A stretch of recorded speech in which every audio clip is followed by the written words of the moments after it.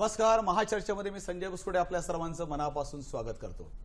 संगणकीकरणाच्या वाटचालीमध्ये संपूर्ण जग आघाडी घेत असताना आपल्याला अनेक सामाजिक प्रश्नांना सामोरं जावं लागतंय आणि त्यातला अत्यंत महत्त्वाचा असणारा सामाजिक प्रश्न म्हणजे मानवी तस्करी आणि महिला। या अत्यंत महत्त्वाच्या विषयावर आज आपण चर्चा करणार आहोत आणि आजच्या आपल्या चर्चेमध्ये आपल्याबरोबर सहभागी होत आहेत राज्य महिला आयोगाच्या अध्यक्षा विजयाताई रहाटकर, मुंबई पोलीस दलाच्या विशेष कृती विभागाच्या पोलीस अधीक्षक शीला साईल आणि ज्येष्ठ सामाजिक कार्यकर्त्या जे पुण्याहून आल्यात रझिया पटेलजी आणि स्नेहालय अहमदनगर जी प्रसिद्ध संस्था आहे त्याचे संस्थापक डॉक्टर गिरीश कुलकर्णी आजच्या या चर्चेमध्ये आपल्याबरोबर सहभागी होत आहेत। या चर्चेला सुरुवात करण्यापूर्वी या संदर्भातली प्रथमतः एक ध्वनिचित्रफित पाहूया आणि मग चर्चेकडे आपण वळूया।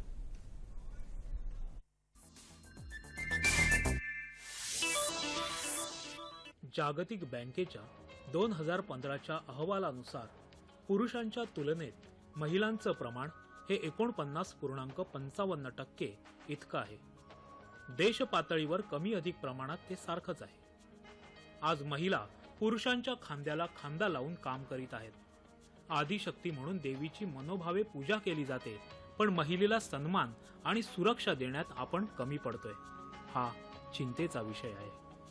महाराष्ट्र राज्य महिला आयोगाच्या जागतिक परिषदेत महिला तस्करी या विषयावर जागरूकता आणि प्रतिबंधनात्मक उपाययोजनेचे ठराव मंजूर झाले।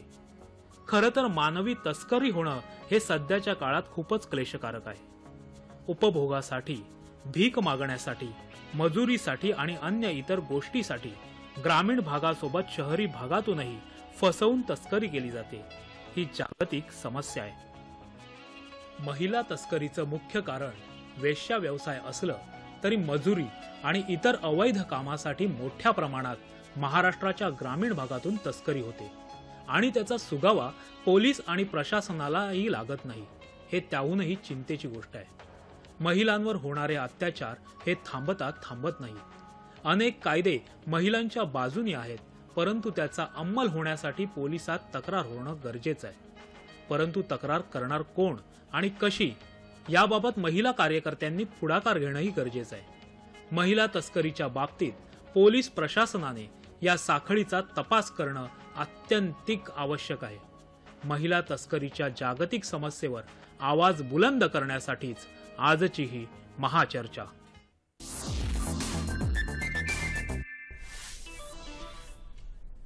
आपल्याला सांगायला मला आवडेल की मुळामध्ये या विषयासंदर्भात नुकतीच मुंबईमध्ये राज्य महिला आयोगानं एक आंतरराष्ट्रीय परिषद त्या ठिकाणी आयोजित केली होती आणि त्या राज्य महिला आयोगाच्या अध्यक्षा विजया रहाटकर आपल्याबरोबर आहेत। विजयाताई, खरंच तुमचं मनापासून अभिनंदन की एक महत्त्वाची परिषद संगणकीकरणाच्या प्रगतिशील युगामध्ये घेऊन या प्रश्नाला वाचा फोडलीत। इतकंच नाही केलं तर त्याच्या पलीकडे जाऊन विशेष कायदे करण्यासंदर्भात आपण भूमिका घेतलीत। या परिषदेबद्दल आम्हाला सांगा की नक्की या परिषदेतून आपल्याला काय बसलं? आत्ताच महाराष्ट्र राज्य महिला आयोगानं 27 आणि 28 तारखेला ही आंतरराष्ट्रीय परिषद आम्ही घेतली होती आणि मानवी तस्करी ही अतिशय मोठ्या प्रमाणामध्ये संपूर्ण जगामध्ये होते। आपल्याला असं म्हणता येईल की दुसऱ्या क्रमांकाचा अवैध व्यवसाय ज्याला म्हणता येऊ शकेल तो हा आहे आणि याच्यामध्ये महिलांचं प्रमाण हे अत्यंत जास्त आहे, जे फार चिंताजनक आहे। आज जर आपण बघितलं तर दरवर्षी 30,000 महिला आपल्या देशामध्ये याच्यामध्ये ढकलल्या जातात आणि मुंबईमध्ये दुसऱ्या क्रमांकाचं शहर आहे की जिथं ही मानवी तस्करी मुंबईमध्ये आणली जाते। इथं देशाभरातून आणि देशाच्या बाहेरून सुद्धा अशी फार मोठी संख्या येते आणि म्हणून मग या विषयावर सगळ्यांनी एकत्रितपणे विचार करणं अत्यंत आवश्यक होतं। अनेक व्हॉलंटरी ऑर्गनायझेशन उत्तम काम करतात, सरकार पण काम करतं आहे, इतर पण संस्था आहेत ज्या काम करत आहेत, पण ह्या सगळ्यांना एका मंचावर आणणं फार गरजेचं होतं जेणेकरून ते सगळे एकत्र येतील, एकत्र विचारविनिमय करतील आणि या विषयामध्ये मानवी तस्करीच्या विषयामध्ये लढण्याकरता जागतिक स्तरावर एकत्र येऊन ते लढतील। त्यांचा एक कॉमन अजेंडा बनू शकेल आणि याच्यासोबतच ह्यामध्ये काम करणाऱ्या शासकीय यंत्रणा असतील, न्याय यंत्रणा असतील, ह्याच्यासोबतच इतर अजून सुरक्षा व्यवस्था आहेत, पॉलिसी मेकर जे असतील, या सगळ्यांना पण एकत्र आणणं खूप गरजेचं होतं। कारण जेव्हा या सगळ्यांना आपण एकत्र करू त्याच वेळेला खऱ्या अर्थानं या मुलींना न्याय मिळू शकतो। हा सगळा विचार करून राज्य महिला आयोगाने हा प्रयत्न केला। अत्यंत स्तुत्य उपक्रम तुम्ही केलात। खरंच म्हणजे ज्या पद्धतीने याचा विचार करायला पाहिजे होता आणि हा विचार आंतरराष्ट्रीय पातळीवर करणं आवश्यक होतं तो तुम्ही केलात। आपल्याबरोबर शीला साहिल आहेत, मला सांगा की मुळामध्ये या प्रश्नाचं गांभीर्य पोलीस दलामध्ये किती आहे आणि अशा पद्धतीने खरंच किती गुन्हे नोंदवले जातात? नक्कीच पोलीस दलामध्ये या प्रकारचे जो समस्या आहे त्याचं गांभीर्य आहे आणि त्याच्याकरता आपल्याकडे अँटी ह्युमन ट्रॅफिकिंग सेल आहेत, जे अनैतिक व्यापार प्रतिबंधक केंद्र, अशी 12 केंद्र आपल्याकडे सध्या अस्तित्वात आहेत. मुंबई, पुणे, ठाणे अशा अनेक ठिकाणी ती कार्यरत आहेत आणि त्याच्यामध्ये जे अधिकारी आहेत त्यांना विशेष पोलीस अधिकारी, जो इमॉरल ट्रॅफिक प्रिव्हेन्शन ऍक्ट 1956 आहे त्याच्या अन्वये त्यांना विशेष पोलीस अधिकारी म्हणून अधिकार दिलेले आहेत. त्याचप्रमाणे जिल्ह्याचे SP, DCP, DCP आणि पोलीस स्टेशनचे प्रभारी अधिकारी यांना सुद्धा विशेष पोलीस अधिकारी म्हणून अधिकार असल्यामुळे ते अशा प्रकारची जर कुठलीही माहिती मिळाली तर ते विदाऊट वॉरंट ते ठिकाणी सर्च घेऊ शकतात. आणि अशा प्रकारचे साधारणतः किती गुन्ह्याचं पर्सेंटेज मध्ये सांगा की साधारणतः किती गुन्ह्याची नोंद केली जाते आणि किती महत्वाचा प्रश्न आहे? नाही, आपण अशा ह्या सेलमधून माहिती घेतली असता साधारणपणे आपल्याला अनेक रेस्क्यू ऑपरेशन्स झालेले आहेत आणि ह्या रेस्क्यू ऑपरेशनमध्ये आपण एकंदरीत सन 2011 ते जून 2017 पर्यंत 1876 रेस्क्यू ऑपरेशन घेतलेले आहेत आणि त्यामध्ये 7545 पीडित मुलींची सुटका केलेली आहे. त्याच्यामध्ये लहान मुलं सुद्धा आहेत आणि 4976 ट्रॅफिकरना 7000 मुलींची सुटका आपण केली. रजिया पटेल हा अत्यंत महत्वाचा प्रश्न आहे, पण समाजाला याचं गांभीर्य अजूनही लक्षात येत नाही असं वाटतं. पांढरपेचा जो समाज आहे त्याला अजून त्याचं गांभीर्य लक्षात येत नाही असं वाटतं का तुम्हाला? ही समस्या जी आहे ती अतिशय गंभीर आहे आणि समाजामध्ये त्याच्या बाबतीची जागृती होणं आणि समाज पुढे येणं ही समस्या सोडवण्यासाठी हा अतिशय महत्वाचा मुद्दा आहे. फक्त मला एक सामाजिक कार्यकर्ती म्हणून आणि समाजात काम करत असताना मला एक लक्षात येतं की स्त्रियांशी निगडीत या ज्या समस्या आहेत, तर एक तर स्त्रीला वस्तू मानून तिचा व्यापार करणं हा खूप गंभीर मुद्दा आहे आणि समाजाचं त्या बाबतीत प्रबोधन झालं पाहिजे की स्त्री वस्तू नसून ती माणूस आहे. आतापर्यंत आपण असं ऐकत होतो की ड्रग ट्रॅफिकिंग, आर्म्स ट्रॅफिकिंग, पण आता आपण जेव्हा ह्युमन ट्रॅफिकिंग हा शब्द वापरतो ते त्यामुळे मानव समाजासाठी किती मोठा कलंक हा आहे हे जर आपण पाहिलं. आणि त्यातही स्त्री ही उतरंडीवर सगळ्यात खाली असल्यामुळे ती लवकर बळी पडते आणि मोठ्या प्रमाणावर बळी पडते. याच्यात आताची जर आकडेवारी पाहिली तर या ह्युमन ट्रॅफिकिंग मध्ये 50% जवळपास स्त्रिया आहेत आणि त्याच्यात 33% मुलं आहेत, लहान मुलं, आणि 21% मुली ज्या आहेत त्या तरुण मुली आहेत याच्यामध्ये. तर हे जर आपण पाहिलं तर मला असं वाटतं की समस्या गंभीर आहे, याच्याबद्दल वाद नाही. पण एक मला असं दिसतं की याचा विचार करत असताना एक सामाजिक कार्यकर्ते म्हणून मला असं वाटतं की हे लक्षण आहे. याच्या मुळाशी आपण जर गेलो तर आपल्याला असं दिसतं की याचं सामाजिक, आर्थिक आणि राजकीय संदर्भ सुद्धा तपासून पाहिले पाहिजे. तो अत्यंत आवश्यक आहे, तो आपण तपासणार आहोत. आपल्याला डॉक्टर गिरीश कुलकर्णी आहे. डॉक्टर गिरीश कुलकर्णी, स्नेहालय संस्था सगळ्यांना माहिती आहे. आपण अनेक अशा अनाथ आणि त्याच्या पलीकडे पीडित महिलांना त्या ठिकाणी खऱ्या अर्थाने आधार दिलेला. या प्रश्नाकडे समाज कशा पद्धतीने पाहतोय, तुमचे अनुभव त्यामध्ये काय सांगतायत? गेली 28 वर्ष लालबत्ती भागातल्या महिला, त्यांची मुलं आणि या देह व्यापारामध्ये जबरदस्तीने आणल्या जाणाऱ्या मुली, त्यांचं पुनर्वसन, अशा प्रकारचं काम स्नेहालय संस्था करते. मुळामध्ये महाराष्ट्र हे एक अतिशय प्रगतिशील असं राज्य आहे. इथे औद्योगिक प्रगती, शहरीकरण यांचा वेग खूप जबरदस्त आहे देशाच्या इतर राज्यांच्या तुलनेमध्ये. आणि त्यामुळे या ठिकाणी या समस्येचा प्रादुर्भाव देखील आपल्याला तुलनेने जास्त वाढत चाललेला दिसतो. आणि या सगळ्या पार्श्वभूमीवर राज्य महिला आयोगानं ही जी परिषद आयोजित केलेली होती, आंतरराष्ट्रीय परिषद, त्याबद्दल त्याच्या अध्यक्षा विजया रहाटकर आणि त्यांच्या टीमचं सगळ्या स्वयंसेवी संस्थांच्या वतीनं आणि महिला सेवी संस्थांच्या वतीनं मी प्रथम खूप मनापासून अभिनंदन करतो. खरी गोष्ट. मुळामध्ये हा जो प्रश्न आहे हा काही बऱ्याचदा आपण कुठल्याही प्रश्नाला गरिबीशी जोडण्याचं काम करत असतो. भारतात कुठल्याही प्रश्नाचं मूळ शोधताना आपण गरिबीपर्यंत जातो. पण आपण जर पाहिलं तर याला जसं रजियाताई म्हणाल्या तसं सामाजिक, आर्थिक संदर्भ आणि कारणं मोठ्या प्रमाणावर आहेत. खरं तर काही विशिष्ट जातींवरती आपण जसे काही व्यवसाय लादले होते, म्हणजे एक जात ही लोकांचा मैला डोक्यावरून वाहत होती, तसंच एका जातीवरती आपण त्यातल्या मुली आणि महिला या समाजामध्ये जे प्रतिष्ठित लोक असतील, वजनदार लोक असतील, त्यांना वापरण्यासाठी देण्याची पण एक पद्धत होती. काही विशिष्ट म्हणजे कुंटणखाने असतील, कला केंद्र असतील, तिथे विशिष्ट जाती जमातीचीच लोक आपल्याला दिसत आहेत पण आणि दिसत आली. डॉक्टर एक मिनिट तुम्हाला फक्त थांबवतो. मुळामध्ये याच्यामध्ये गरिबी हा प्रामुख्यानं भाग पोट भरण्यासाठी केलेला हा व्यापार असेल किंवा त्याच्या पलीकडे त्याच्या आईवडिलांनी ते गुजरनिर्वाह करण्याकरता केलेल्या गोष्टी, गरिबी व्याख्या त्यामध्ये नाहीये का? नाही, गरिबी हे त्या शोषणाकडे दुर्लक्ष होण्याचं एक प्रमुख कारण असू शकतं, परंतु आज एक बाजार तयार झालेला आहे. या बाजारामध्ये मुलींची, बायकांची गरज निर्माण झालेली आहे आणि या बाजारात पैसे मिळवणारे दलाल, गुन्हेगार यांच्या साखळ्या तयार झालेल्या आहेत आणि त्या फक्त एका गावापुरत्या, जिल्ह्यापुरत्या, राज्यापुरत्या राहिल्या नसून, देशाही पुरत्या राहिल्या नसून त्या आता आंतरराष्ट्रीय स्वरूपावरती काम करतायत आणि म्हणूनच हा जगातला एक 2 नंबरचा अवैध व्यवसाय बनलेला आहे. तर या सगळ्या पार्श्वभूमीवरती खरं तर याची सामाजिक कारणं खूप जास्त महत्वाची आहेत, कारण 93% बळी हे दलित, अल्पसंख्याक, भटके विमुक्त अशा समुदायात आपण प्रत्येक क्षेत्रामध्ये ते गिरीजी पाहतो. विजय ते मुळामध्ये प्रत्येक प्रश्नाचं मूळ शोधल्याशिवाय त्याच्यावर इलाज करणं कठीण असतं. गरिबी एक त्यातलं कारण आहे. या सगळ्या प्रश्नाकडे राज्य महिला आयोग जेव्हा आंतरराष्ट्रीय परिषद भरवतो तेव्हा त्यातनं काय साध्य होतं, नक्की तुम्हाला काय लक्षात आले, कशा पद्धतीने पुढचा प्रवास तुमचा राहणार आहे? नाही, आता जसं गिरीजींनी म्हटलं तसं अनेक कारणं आहेत या सगळ्या याला. आपण उल्लेख केला गरिबीचा, तसाच मी उल्लेख करेन शिक्षण कमी असणं, शिक्षण नसणं, अज्ञान असणं, भौगोलिक सीमा खूप कठीण असणं, हे सगळे कारण आहेत. पण मला या सगळ्यापेक्षा खूप जे महत्त्वाचं कारण वाटतं ना, ते कारण हेच आहे की स्त्री ही उपभोगाची वस्तू आहे आणि तिला जसं मला हवं आहे तसं मी तिचा उपभोग घेऊ शकतो. ही जी वृत्ती आहे, जी महिलेला कमी लेखते, तिला अजिबातच योग्य सन्मान देत नाही, ही वृत्ती ह्याच्या सगळ्याच्या शेवटाशी आहे असं मला वाटतं. आणि म्हणून आम्हाला जे प्रयत्न करावे लागतील ना, हे प्रयत्न खूप मुळाशी जाऊनच करावे लागतील. खरी गोष्ट.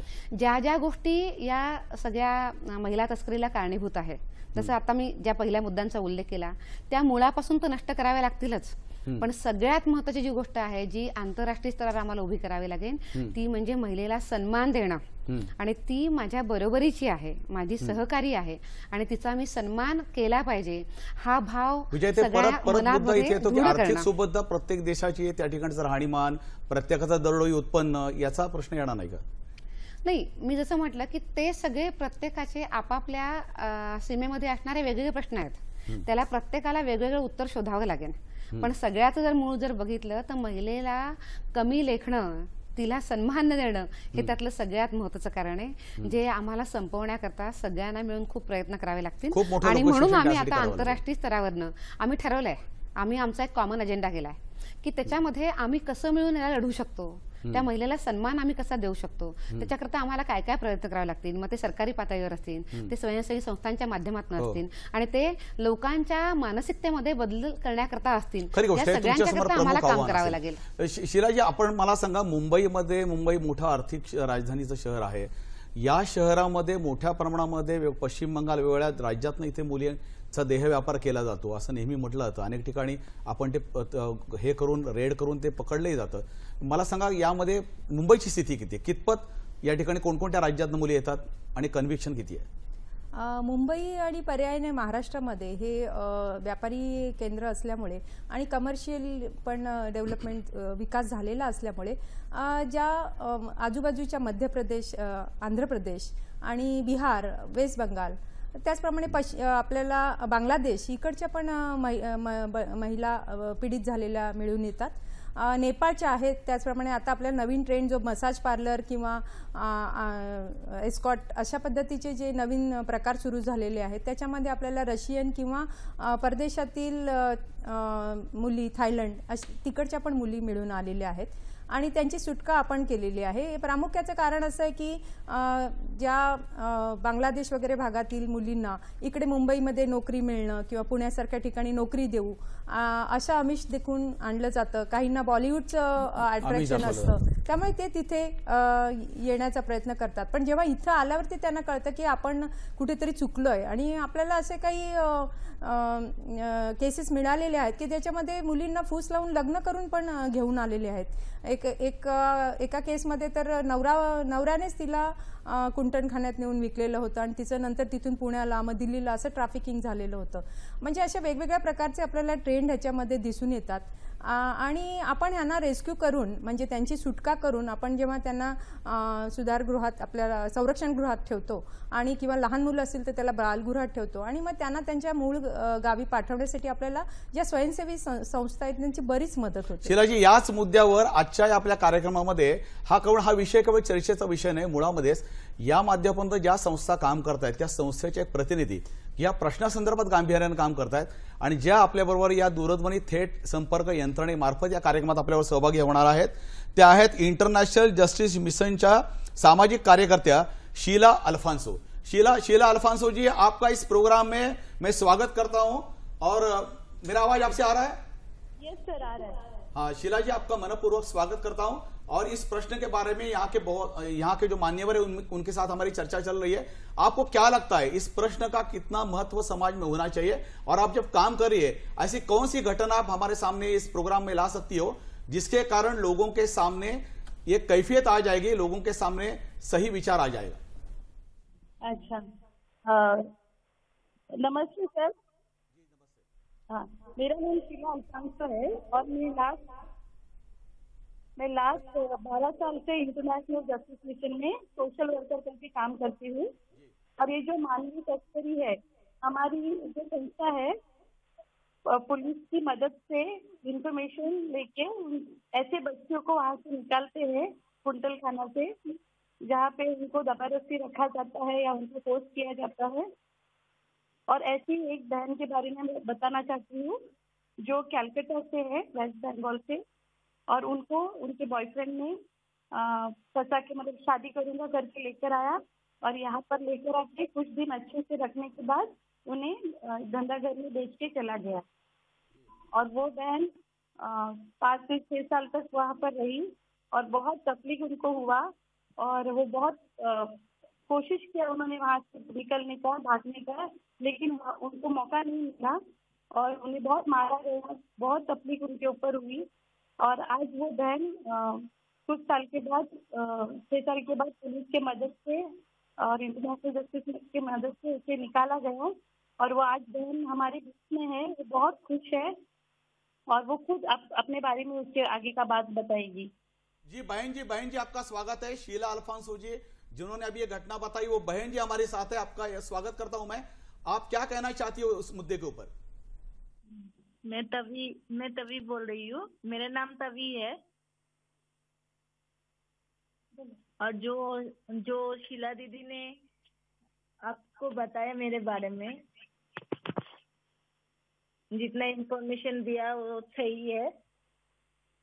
मैं कलकत्ता से आई हूँ और मैं 6 साल तक कमाटीपुरा नाम के एक जगह पे मेरे को धंधा घर पे बेचा गया था मेरे बॉयफ्रेंड ने.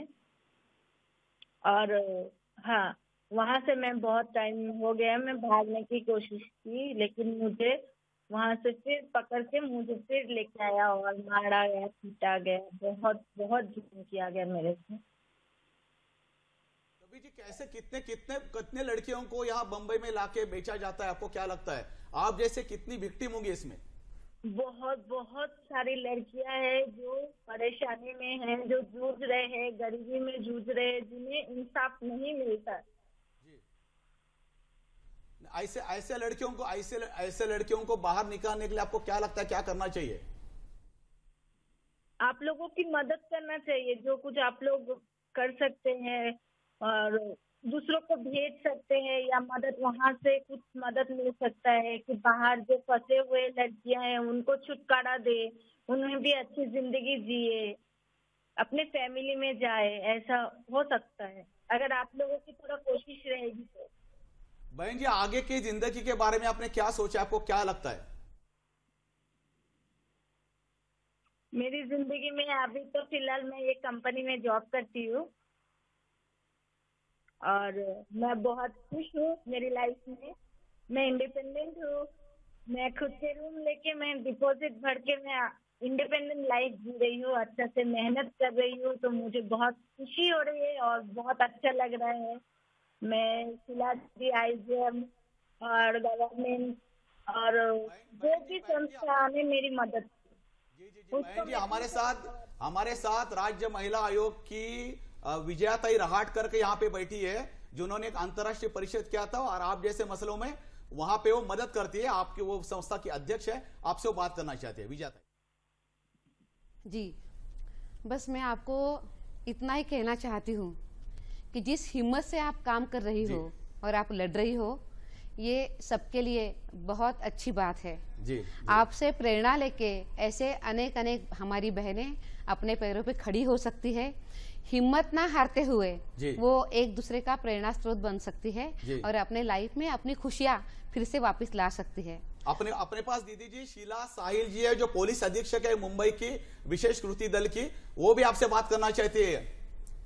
बेटा, पुलिस का हमेशा सहयोग रहेगा। कौन सा भी ऐसी जो घटना होती है वो रोकने के लिए पुलिस हमेशा तत्पर रहती है। सदर रक्षणाय खल निग्रहणाय, जो सज्जनों का रक्षण करना है और दुर्जनों का नाश करना है, वो जो हमारा कर्तव्य है वो हमेशा हम करते रहेंगे। और जो पुलिस के ऊपर आपका जो विश्वास आपने दिखाया है, क्योंकि ये रेस्क्यू ऑपरेशन में पहला जो पहुंचता है वो पुलिस होता है एनजीओ के सामने, और जो कोर्ट में पेशी होती है तो भी पुलिस होता है, और कन्विक्शन देने तक, इसमें जो आरोपी है उसको कन्विक्शन देने तक पुलिस सहकार्य करता है। तो पुलिस पर विश्वास ऐसा ही आप रखिए, और अपनी जो ऐसी जो महिला पीड़ित होगी उसको भी आप ये बता दीजिए कि पुलिस हमेशा अपनी मदद के लिए है।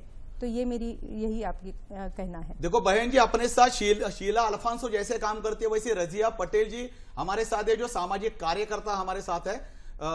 रजिया पटेल जी, आप ऐसे लड़की को क्या सलाम करना चाहोगे? तवी जी, मैं तो आपको बहुत अभिनंदन करना चाहती हूँ, क्योंकि आपने बहुत बहादुरी से वो अंधेरे से बाहर निकलने की कोशिश की है जी। मैं सिर्फ ये कहूंगी इसमें, एक तो शीला अल्फांसो जी जैसी महिला ने आपको मदद की, गिरीश कुलकर्णी जी यहाँ बैठे हुए हैं, ऐसे ही कुछ सामाजिक संगठन जो है वो जरूर आपके साथ खड़े हो सकते हैं। हमारे जैसे सामाजिक कार्यकर्ता भी आपके साथ खड़े हो सकते हैं। लेकिन आपसे एक और उम्मीद करती हूँ कि आप वहाँ उस सिस्टम के अंदर, आप उस जेल के अंदर रही है जिन्होंने आपको खरीदा बेचा, तो आप दूसरी महिलाएं जो वहाँ अटकी हुई है उन महिलाओं की मदद के लिए आपका जो अनुभव है वो सामाजिक कार्यकर्ताओं को काफी काम आ सकता है। तो मैं आपसे यही रिक्वेस्ट करूंगी कि सामाजिक रजिया जी तभी जी बात करेंगे। तभी जी, आप इसके ऊपर क्या कहना चाहोगे? Thank you. चाहोगे रजिया पटेल जी ने जो आपको पूछा, ऐसे जो पीड़ित महिला वहां पे अटकी हुई है, मैं आपको धन्यवाद देना चाहती हूँ, दिल से धन्यवाद देना चाहती हूँ कि आप लोग अगर थोड़ा सा हिम्मत दिखाएंगे तो हम जैसे और भी जो पीड़ित है लड़की लोग, जिसे इंसाफ नहीं मिलता, उसे हक मिलना ही चाहिए, हक उन्हें मिलना ही चाहिए। देखो तो जी, अपने साथ गिरीश कुलकर्णी है, जैसे आप जैसे पीड़ित महिलाओं को आधार देने का काम उनकी स्नेहालय संस्था अहमदनगर महाराष्ट्र में काम करती है। गिरीश जी आपसे बात करेंगे।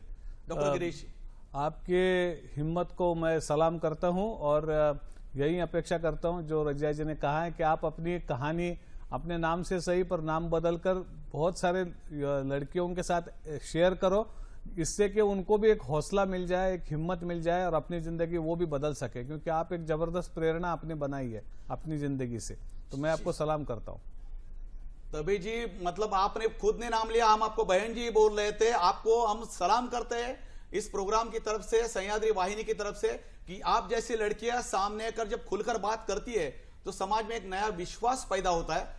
और हमारे सभी लोगों की तरफ से आपकी आगे आने वाली जिंदगी के लिए हम शुभकामनाएं व्यक्त करते हैं। और शीला अल्फांसो, आपका भी मनपूर्वक मैं आभार व्यक्त करता हूं, जे आप प्रोग्राम में इसमें आप हमके साथ जुड़ गए। या कार्यक्रमामध्ये आपण अशाच पद्धतीने ही चर्चा करणार आहोत, कारण कार्यक्रमातला हा विषय अत्यंत महत्वपूर्ण आहे, जो वर्तमानातल्या समाजाला लाजवणार आहे। ही चर्चा पुढे अशीच चालवली। तत्पुरती घेऊया क्षणभर विश्रांती, पाहत रहा मानवी तस्करी आणि महिला।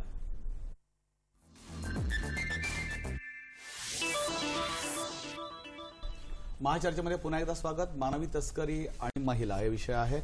विजयताई, मुळामध्ये सांगा की जी परिषद आंतरराष्ट्रीय भरवली होती, अत्यंत महत्वपूर्ण विषय होता, कोणत्या महत्वपूर्ण विषयांवर चर्चा झाली आणि त्यातनं काय सारांश त्या परिषदेतनं मिळाला?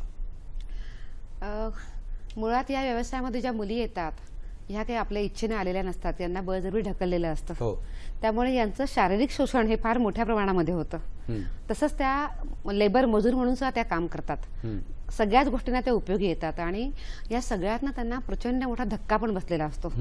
या सगळ्या परिस्थितीमधनं त्यांना पुन्हा उभी करणं, मुळात त्यांची सुटका करणं, नशिबाला ती सुटका होते आणि ती सुटका झाल्यानंतर त्यांना पुन्हा उभं करणं हे फार मोठं आव्हान सगळ्यांच्या पुढे आहे.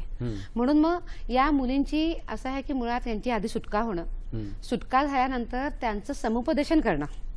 समुपदेशन, त्यांचं काउन्सिलिंग फार महत्वाचं आहे, कारण त्यांनी त्यांच्या आयुष्यामधली आशा सोडून दिलेली आहे. ना त्यांना समाज स्वीकारतोय, ना त्यांना त्यांचे आईवडील स्वीकारतायत, ना त्यांचं प्रेमाचा माणूस ज्यांच्यावर त्या विश्वास ठेवून आलेले आहेत ते त्यांना सोडून फसवून निघून गेलेलं आहे. त्यामुळे जगण्याची कोणतीच त्यांच्या पुढे दिशा नाही आणि आशा नाही. या परिस्थितीमध्ये त्यांना मानसिकरित्या आणि शारीरिकरित्या पुन्हा यावर परिषदेत चर्चा झाली का? या विषयावर आम्ही परिषदेमध्ये चर्चा केली आणि यांचं संपूर्ण पुनर्वसन कसं होऊ शकेल यावर पण आम्ही विचार केला.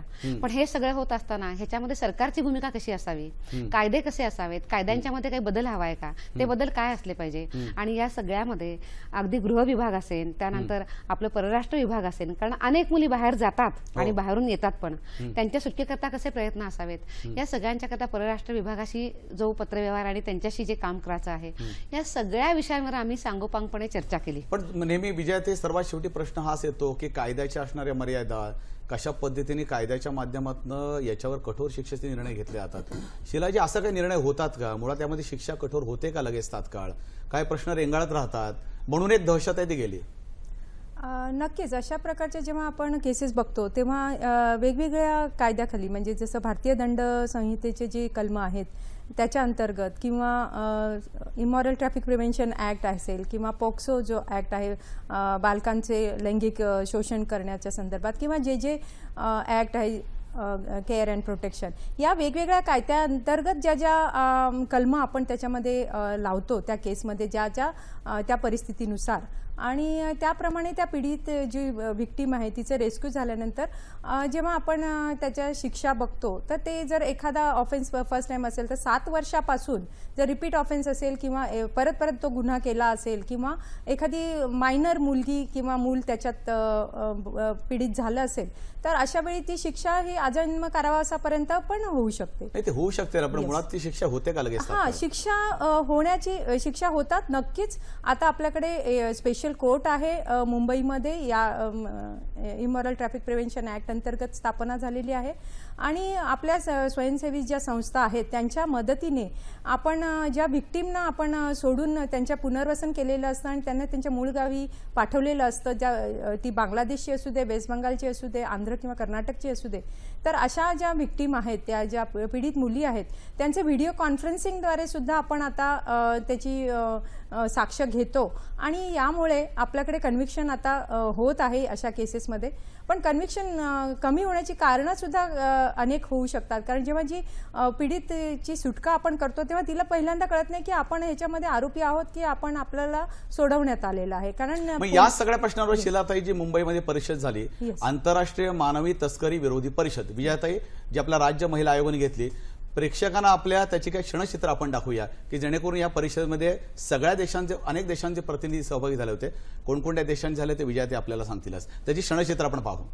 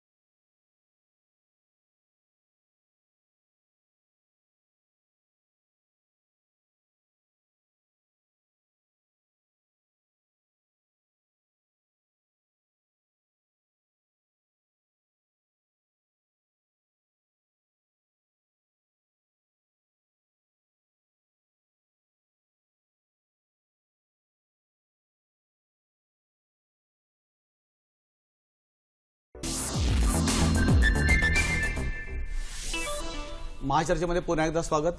रजियाजी, अशा परिषदा जेव्हा होतात त्या परिषदांमध्ये बहुतांशी चर्चासत्र होतात, अनेक मुद्दे मांडले जातात, पण पुढे रेटणं ते आवश्यक असतं. समाजाचा रेटा नसल्यामुळे ते पुढे कितपत रेटले जातात, तुमचा काय अनुभव आहे? त्याच्यामध्ये एक जसं यांनी शिलाजींनी सांगितलं की गुन्हेगारांना शिक्षा होण्याचं प्रमाण जे आहे तेही अजून पुरेसं समाधानकारक नाहीये, ही एक गोष्ट. दुसरी गोष्ट अशी की ही समस्या सतत ऐरणीवर आणणं आणि त्याचं भीषण स्वरूप जे आहे ते समाजासमोर आणणं आणि एक सामाजिक राजकीय दबाव तयार करणं, ही पुढची जी दीर्घ प्रक्रिया आहे ती सतत करावी लागते. दुसरं म्हणजे ह्या महिला ज्या आहेत यांचं पुनर्वसन जे आहे तर ते पुनर्वसन चांगल्या पद्धतीनं जर करून एक मॉडेल समोर ठेवण्यात आपल्याला जर यश आलं तर ते एक प्रेरणादायी ठरू शकतं. आणि असं बऱ्याच मोठ्या प्रमाणावर आपल्याला अशी उदाहरणंही दिसतील. आणि आपण जर पाहिलं तर एकीकडे आपण असं म्हणतो की कायदे कडक झाले पाहिजेत, एकीकडे कायदे कडक झाले पाहिजे हे बरोबर आहे, पण दुसरीकडे समाजात त्याच्याबद्दलचा सामाजिक सहभाग जो आहे तोही वाढला पाहिजे. आणि तिसरीकडे असे जे हे मॉडेल्स आहेत हे लोकप्रतिनिधींना किती त्याबद्दल जागृती आहे, लोकप्रतिनिधींना देखील जास्त त्याबद्दल कणव वाटणं आवश्यक आहे. खरं सांगू कटू वाटेल आपल्याला, पण बरेच लोकप्रतिनिधी सुद्धा ह्युमन ट्रॅफिकिंग मध्ये सापडलेले आहेत. त्याच्यामुळे हा किती गंभीर प्रश्न आहे हे आपल्याला लक्षात येऊ शकेल. त्याच्यामुळे हे जे आहे की मानव प्रतिष्ठा जी आहे लोकप्रतिनिधींनी पण जपली पाहिजे याच्यामध्ये. आणि दुसरी गोष्ट अशी आहे की 1956 मध्ये आपल्याकडे म्हणजे भारतात 1956 मध्ये इमॉर्टल ट्रॅफिक प्रिव्हेन्शन ऍक्ट झाला आणि तो अतिशय कडक कायदा आहे. त्याचा जर पुरेसा नीट पद्धतीने वापर जर केला तर याला आपण आळा घालू शकतो. पण रजाजी, आपल्याला याच मुद्द्यावर डॉक्टर गिरीश कुलकर्णी, तुम्ही यामध्ये काम केलंय, अशा एक घटना सांगा ज्याकरता 8 वर्षापासून लढा देत होतात, अनेक माणसं पकडली गेली, कोणाची नावं सांगू नका, पण मला सांगा की काय घटना ती होती. या सगळ्या प्रकरणांमध्ये शिक्षा होण्यापर्यंतचा प्रवास हा तसा नेहमीच कठीण असतो. कारण जसे बळीचे हक्क असतात तसे संशयित आरोपीचे पण काही हक्क कायद्याने मान्य केलेले आहेत. त्यामुळे आपल्याला किती वाटत असलं तरी कायद्याची प्रक्रिया खूप धीम्या गतीने जात असते. ती खरं तर खूप अजून कशी स्पीडी करता येईल यासाठी प्रयत्न व्हायला हवेत. 2006 मध्ये आम्ही एक 14 वर्षाची आणि 15 वर्षाच्या मुलीची सुटका केली. त्यांचा अनैतिक देह व्यापारासाठी वापर केला जात होता आणि ते प्रकरण जवळपास 8 वर्ष न्यायालयीन लढाईनंतर त्यामध्ये साक्षीदार पंच म्हणून सगळे कार्यकर्ते उभे राहिले. त्यांनी एक अतिशय योग्य प्रकारची भूमिका पार पाडली आणि या 8 वर्षांमध्ये त्या बळीची मानसिकता टिकवणं, तिचं समुपदेशन करणं, तिच्या कुटुंबाला संरक्षित करणं, ही सगळी कामं सामाजिक संस्था या नात्यानं आम्हाला करावी लागली. यामध्ये पोलिसांनी त्यांची भूमिका केली. विजय सावंत यांच्यासारखे चांगले वकील मिळाले.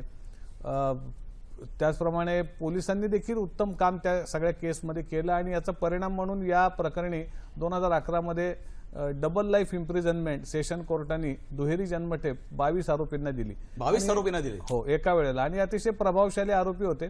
आणि या सगळ्या प्रकरणातून आम्हाला खरं तर एक संस्था म्हणून आणि कार्यकर्ते म्हणून बरंच शिकायला मिळालं. व्यवस्था कशी काम करते याचा अनुभव देखील मिळाला.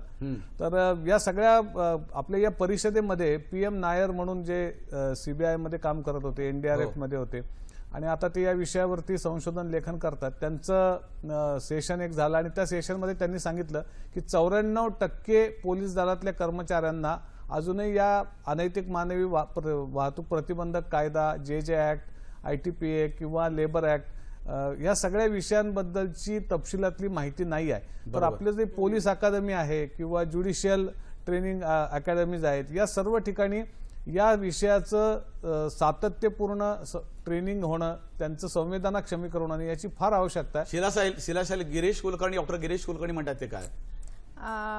नक्कीच कायद्याच्या बद्दल, कारण पोलिसांना प्रशिक्षण देणं आवश्यक आहे ना.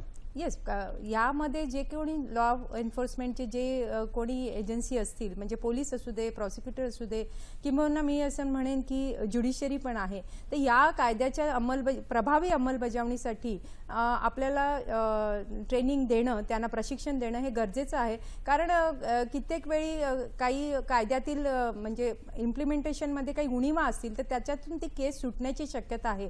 तर प्रभावीपणे तो कायदा अंमलबजावणी करण्यासाठी याची याची गरज आहे आणि त्याच्यासाठी आम्ही स्टँडर्ड ऑपरेटिंग प्रोसिजर केलेली आहे की कशा पद्धतीने अशा प्रकारच्या गुन्ह्यांचा तपास करावा आणि तो प्रत्येक पोलीस स्टेशनला दिलेला आहे. आमची जी 12 केंद्र आहेत त्याच्यातून पण मार्गदर्शन होत आहे, वेळीच मदत पण दिली जात आहे आणि वेगवेगळ्या स्वयंसेवी संस्था ज्या यामध्ये कार्यरत आहेत त्या सुद्धा या प्रकरणी आपल्याला मदत करत असतात. तेवढं गांभीर्य पोलीस दलामध्ये आहे का? पण नक्कीच आहे, गांभीर्य या पोलीस दलामध्ये आहे. आताच आपल्याला सांगण्यास मला आनंद वाटेल की पुण्याला याच्या सध्या ऑर्गनाइज क्राईम म्हणून याला संबोधून असंघटित गुन्हेगारी कायद्याच्या संदर्भात MCOC कायद्याअंतर्गत पण त्यांनी केस केलेली आहे.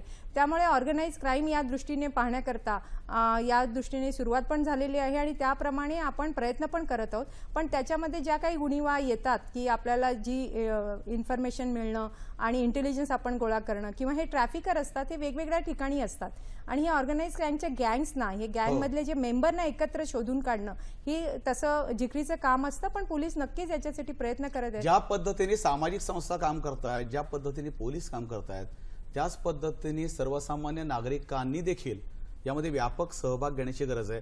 कसा व्यापक सहभाग घेतला पाहिजे, काय केलं पाहिजे याविषयी आपण चर्चा करणार आहोत. तत्पूर्वी घेऊया क्षणभर विश्रांती. पाहत रहा महाचर्चा.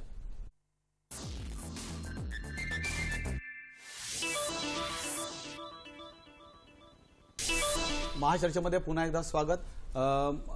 विजयाताई, मुळामध्ये या परिषदेच्या माध्यमातून जो हा प्रश्न पुढे आला तर यात प्रामुख्याने मुद्दे महत्त्वाचे घेऊन आता ते मार्गक्रमण करणार, ते महत्त्वाचे मुद्दे काय आहेत? या परिषदेमध्ये अनेक विषयांवर मंथन झालं आणि लोकसहभागातनं ही चळवळ पुढे न्यायचं असं सगळ्यांनी मिळून ठरवलंय, कारण तोच सगळ्यात त्यातला महत्त्वाचा उपाय आहे. बरोबर. आणि त्याच्यामधले मग आम्ही काही जे मुद्दे पुढे आणलेत त्याच्यामध्ये आपल्याला सगळ्यात असं म्हणता येईल की माननीय मुख्यमंत्र्यांचं जे इथली उपस्थिती होती ही सगळ्यांना अतिशय आश्वासक अशी ठरली होती आणि त्यांनी असं म्हटलं होतं की महाराष्ट्र या विषयामध्ये विशेष अशी भूमिका बजावेल आणि ही परिषद जे जे मुद्दे आणि जे जे निष्कर्ष काढेन, जो अभ्यास करेन, त्याला स्वीकारून महाराष्ट्र राज्य आपलं स्वतःचा एक प्लॅन बनवेल. काय महत्त्वाचे निष्कर्ष आपण काढलेत त्यात? या सगळ्याच्यातनं आता आम्हाला जे वाटतं आहे आम्ही काय काय केलं पाहिजे, तर सगळ्यात पहिली गोष्ट तर अशी आहे की UNDPच्या सोबत आम्ही एक सामंजस्य करार करतो आहोत. ज्या अशा महिला आहेत ज्या याच्यामध्ये पोळलेल्या आहेत, या महिलांचं आधी समुपदेशन करणं, समुपदेशन करून त्यांना स्किल डेव्हलपमेंटचं ट्रेनिंग देणं आणि त्यानंतर त्यांना नोकरी किंवा त्यांचा स्वतःचा रोजगार मिळेल याकरता प्रयत्न करून त्यांना स्वयंपूर्ण करणं, जेणेकरून त्या ताठ मानेनं आणि अभिमानानं ते जगू शकतील. अशा प्रकारचं मॉडेल उभं करणं आणि हे मॉडेल अत्यंत यशस्वी होऊ शकतं कारण एक महत्त्वाची संस्था सोबत येऊ शकते. आपण असं बघतो की ही मानवी तस्करी वाढायला किंवा ती अजून पुढे जाण्याकरता एक मोठं जे कारण असू शकतं ते हॉटेल इंडस्ट्री असू शकते. म्हणून या हॉटेल इंडस्ट्रीनं तिचा वापर हा तस्करी करता होऊ नये याकरता विशेष त्यांनी प्रयत्न करणं गरजेचं आहे आणि म्हणून आम्ही हॉटेल इंडस्ट्रीचे त्यांचे जे असोसिएशन आहेत त्यांच्यासोबत आम्ही काही करार केलेले आहेत आणि या विषयाचं विशेष ट्रेनिंग आम्ही त्यांना देतो आहोत. आपण बघतो की अनेक देशांमधनं मुली इथं आणल्या जातात किंवा आपल्या देशातल्या मुली सुद्धा बाहेर अडकतात आणि मग त्यांना प्रत्यक्षामध्ये आपापल्या देशामध्ये जाणं अत्यंत कठीण होऊन बसतं. ही सगळी यंत्रणाच खूप किचकट होते. त्याच्याकरता आम्ही परराष्ट्र व्यवहार मंत्रालयाशी आम्ही बोललेलो आहोत. त्यांचा स्वतःचा याच्यामध्ये मोठा सहभाग होता आणि या सगळ्याकरता मग परराष्ट्र मंत्रालयाच्या सहकार्यानं आम्ही हे मंत्रालय, airport authority of India, immigration विभाग, महाराष्ट्र शासन आणि राज्य महिला आयोग यांची आम्ही संयुक्त एक बैठक आम्ही आयोजित करतो आहोत, ज्याच्यामधनं असे जे प्रश्न आहेत हे सोडवण्याकरता मोठी मदत होऊ शकेल. रजा पटेलजी, ह्याच्या पलीकडे काय केलं पाहिजे? जे आता राज्य महिला आयोग करतोय, बऱ्याचशा गोष्टी ते करतायत, ह्याच्या पलीकडे जाऊन तुम्ही सामाजिक क्षेत्रात काम करताय, काय करणं आवश्यक आहे तुम्हाला वाटतं? राज्य महिला आयोग पुढाकार घेत आहे, अभिनंदनच केलं पाहिजे त्याच्यासाठी त्यांचं. पण मी जे सुरुवातीलाच बोलले होते की लक्षणं आणि मूळ कारण हे आपण बघितली पाहिजेत. तर त्याच्यात आपल्याला हे दिसतंच की स्त्रियांच्यावर जेव्हा हा मुद्दा येतो तेव्हा पितृसत्ता हे एक फार मोठं कारण असतं. समाजातली जाती व्यवस्थेची उतरंड हे फार मोठं कारण असतं. तुम्ही जर पाहिलं तर जागतिक पातळीवर याच्यामध्ये रेशियल मायनॉरिटीज हे मोठ्या विक्टीम असतात, पण भारतासारख्या देशामध्ये खालच्या जाती या मोठ्या विक्टीम असतात. तर ही सामाजिक राजकीय परिस्थिती आणि आर्थिक परिस्थिती जर पाहिली, सगळ्यात मोठं रोजगार त्यांना आपल्या तिथे मिळत नाही आणि त्याच्यामुळे काय होतं की मग ते रोजगारासाठी या पद्धतीने ही विकली जातात. दुसरं, जागतिक स्तरावर जर आपण पाहिलं तर जागतिकीकरण, बाजार आणि उपभोगवाद हे समीकरण आता स्पष्ट दिसतंय आणि त्याच्यामुळे बाजारात विकली जाण्यासारखी वस्तू कोणतं उपभोग्य वस्तू म्हणून स्त्री हे आपल्याला दिसतं आणि त्याच्यामुळे ह्या सगळ्या गोष्टींचं जर आपण हे पाहिलं तर मला एक जे दोन गोष्टी इथे सांगाव्याशा वाटतात त्याच्यामध्ये एकीकडे आपण असं म्हणतो की उपभोगवाद वाढला म्हणून हे घडतंय, त्याचं उत्तर आपण परंपरेत शोधायला जातो की नाही आमची संस्कृती जी आहे त्याच्यामध्ये हे असं घडणार नाही, पण हे खरं उत्तर नव्हे. आपल्याला माहिती आहे, आपण जर पाहिली आपला इतिहास पाहिला तर त्याच्यामुळे मानवी हक्क हा सगळ्यात मोठा महत्वाचा केंद्रबिंदू याच्यामध्ये असला पाहिजे. अगदी खरे, मानवी हक्कांत महत्वाचा असला पाहिजे. डॉक्टर गिरीश कुलकर्णी, उदाहरण मला एक याच्यामध्ये द्यायचं आहे की पोलीस विभाग काय करू शकतो, तर आसरा प्रकल्प नावाचा एक महेश भागवत जेव्हा हैदराबादमध्ये आंध्र प्रदेशामध्ये पोलीस सह आयुक्त होते, त्यांनी आसरा प्रकल्प म्हणून एक उत्कृष्ट प्रकल्प राबवला की जो पुनर्वसनासाठी संपूर्ण देशासाठी एक मॉडेल ठरू शकतो. आणि एक आणखीन याच्यामध्ये मी गोष्ट सांगू इच्छिते की अमर्त्य सेन यांच्यासोबत मार्था नुसबाम यांनी जे काम केलेलं आहे त्यांनी 4 सूत्र सांगितली या समस्येला तोंड देण्याची, आणि त्याच्यात त्यांनी म्हटलेलं आहे की education for victims and their children. दुसरं त्यांनी सांगितलंय micro credit and increased employment options. तिसरं त्यांनी असं सांगितलंय labour unions for low income women in general. आणि चौथं त्यांनी सांगितलंय the social groups that connect women to one another. खरी गोष्ट आहे. हा विषय एवढा मोठा आहे की खरं तर एवढ्या कमी वेळामध्ये तो मांडणं कठीण होऊन जातं. डॉक्टर गिरीश कुलकर्णी, तुम्ही संस्थेच्या स्नेहालयाच्या माध्यमातून काम करताय, तुम्हाला काय वाटतं, काय करणं आवश्यक आहे? बऱ्याच गोष्टी करायची आवश्यकता आहे आणि त्याला चांगली सुरुवात आपल्या महाराष्ट्रामध्ये विजयाताईंच्या पुढाकारानं झालेली आहे. मला असं वाटतं की खरं तर एक सामाजिक शक्ती या प्रश्नामध्ये निर्माण करणं खूप गरजेचं आहे आणि सामाजिक शक्ती पाठीशी असल्याशिवाय कोणताच कायदा फार यशस्वी होत नाही. उदाहरणार्थ हेल्मेटचा कायदा. तर अशा या सगळ्या विषयांमध्ये एकतर बळीकडे बघण्याचा दृष्टिकोन बदलला पाहिजे. आजही अवैध दारू गाळणारा, पाकिट मारणारा आणि धंदा करणारी बाई यांच्याकडे आपण एका समान दृष्टीनं पाहतो. आपण तिला बळीसारखं वागवत नाही, तिला आपण सहानुभूतीने वागवण्याऐवजी गुन्हेगारासारखं तिच्याकडे पाहतो आणि तिचे बदलाचे सगळे रस्ते आपण बंद करतो. तर एकतर समाजाचा दृष्टिकोन बदलणं हा एक फार मोठा महत्वाचा भाग आहे. दुसरा महत्वाचा भाग आहे की जबाबदारी निश्चित करणं. या सगळ्या एखादं बळी ज्या वेळेला असेल एखाद्या ठिकाणी तर त्या बाबतीत पोलिसांनी त्यांची जबाबदारी पार पाडली आहे का, महिला बाल विकास विभाग त्याची जबाबदारी पार पाडतोय का, जर ती SC ST पैकी असेल तर समाज कल्याण विभाग ती जबाबदारी पार पाडतोय का, त्यानंतर शेल्टर होम्स मध्ये त्यांनी जी जबाबदारी पार पाडायला पाहिजे ती पाडली जाते का.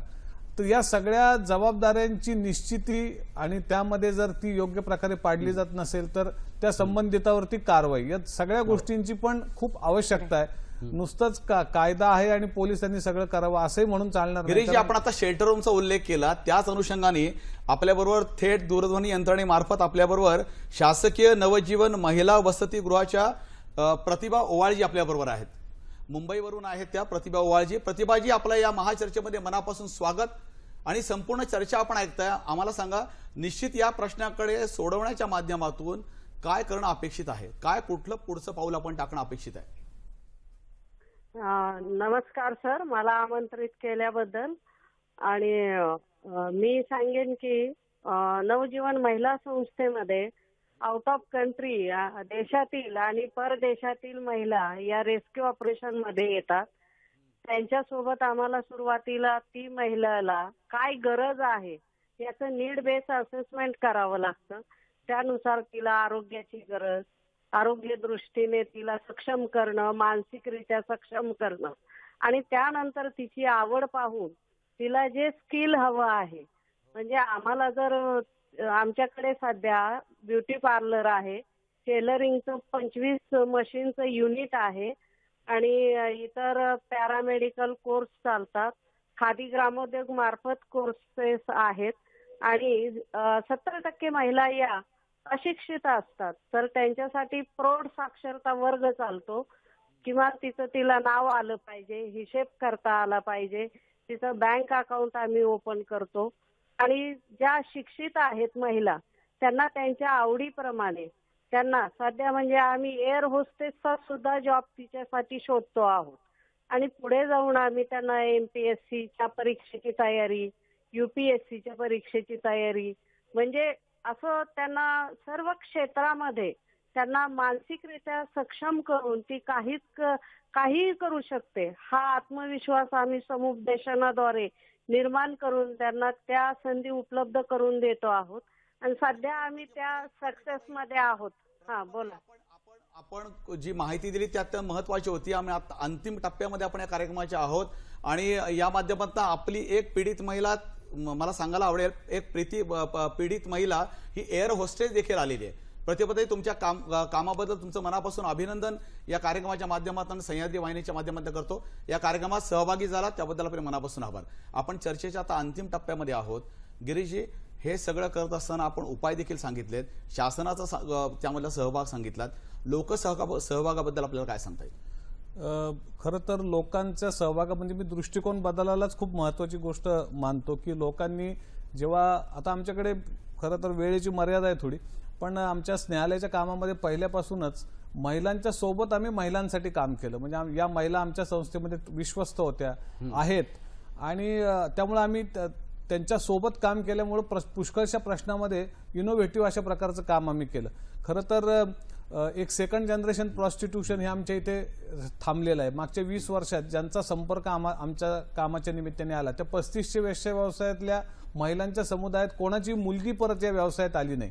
ही खूप महत्वाची गोष्ट होती. कारण गिरीजी या महिलांचं पुनर्वसन करताना किती महिलांची परत आपण लग्न लावू शकलात, त्यांचं पुनर्वसन योग्यरित्या करू शकलात? काय लग्न लावणं हा पुनर्वसनाचा एक छोटा भाग झाला. खरं तर त्यांना एक आत्मसन्मान देणं, पायावर उभं करणं, रोजगाराचं कौशल्य देणं, परत त्यांना कुठल्याही परिस्थितीमध्ये तिकडे वळावं लागणार नाही, काही आपत्ती आली तरी अशा पद्धतीनं सक्षम करणं, याला पुनर्वसन म्हटलं पाहिजे.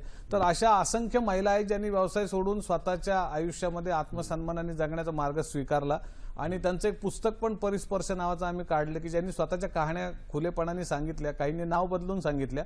मला असं वाटतं की एक या महिला ज्या आहेत ना, त्यांना जर सोबत घेऊन तुम्ही काम केलं तर त्या अँटीव्हायरस सारखं काम करतात. म्हणजे त्यांना जर समजून सांगितलं की एक तुम्ही पण लहानपणी 10व्या 11व्या 12व्या वर्षी या धंद्यात आलात, दिवसाला 40 कस्टमर केले, तुमची जनावरासारखी अवस्था कशी होते हे तुम्ही अनुभवलं, तर तुम्ही आता या व्यवसायात लहान मुलगी येऊ देऊ नका, कारण तुम्ही पण ते अनुभवले, दुःख आणि वेदना काय असतात.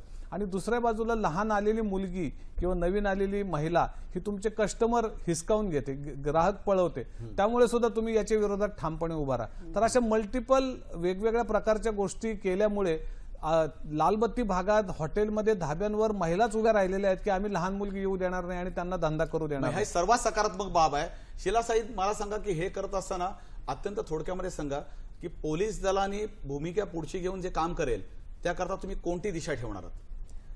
पोलिसांची भूमिका अशी राहील की अशा प्रकारचे जर कुठली आपल्याकडे हेल्पलाईन आहेत 103 किंवा 1091, ह्या ज्या हेल्पलाईन आहे यामार्फत सुद्धा आपल्याला अशी कोणी पीडित महिला असेल तर समाजामधून आपल्याला ते मदत मिळू शकते, त्यांना ते कॉल करू शकतात. आणि पोलिसांची भूमिका अशीच राहील की अशा प्रकारचे जे गुन्हे आहेत आणि हे ट्रॅफिकर असतील किंवा हे गँग ऑपरेट असतील तर त्यांचा समूळ नाश करण्याकरता ठोस पुरावा गोळा करणं आणि ही केस कन्व्हिक्शन पर्यंत, म्हणजे त्यांना शिक्षा होणं, आरोपीला शिक्षा होण्यापर्यंत त्याला पोहोचवणं अत्यंत आवश्यक आहे. ते पोलीस दल काम करेल. 103 आणि 109 हे हेल्पलाईनचे नंबर आहेत ज्यावर आपण 1091 किती 1091 1091 हा हेल्पलाईनचा नंबर आहे ज्याच्यावर आपण 103 मुंबईमध्ये कार्यरत आहे. मुंबईमध्ये कार्यरत असताना रजिया पटेल जी, आपण काय सांगू शकाल? याच्यामध्ये शासन यंत्रणा, पोलीस यंत्रणा, न्याय यंत्रणा आणि समाज या चौघांमध्ये सुसंवाद असला पाहिजे या समस्येशी लढण्यासाठी, असं मला वाटतं. आणि प्राथमिकतेने हे काम जे आहे सगळ्यांच्या अजेंड्यावर आलं पाहिजे, कार्यक्रम पत्रिकेवर आलं पाहिजे. विजयाताई, आता आपण ही चर्चा करत असताना तुमची महत्वाची यातली भूमिका असणार आहे, कारण राज्य महिला आयोग हा प्रश्न सोडवण्यासंदर्भात आंतरराष्ट्रीय करार देखील करेल, पण त्याची अंमलबजावणी हा महत्वाचा मुद्दा आहे. तुम्ही काय करणार ते सांगा. नाही, मुळात ही अंमलबजावणी उत्तम व्हावी याकरताच राज्य महिला आयोगाचं महत्त्वाचं काम असणार आहे.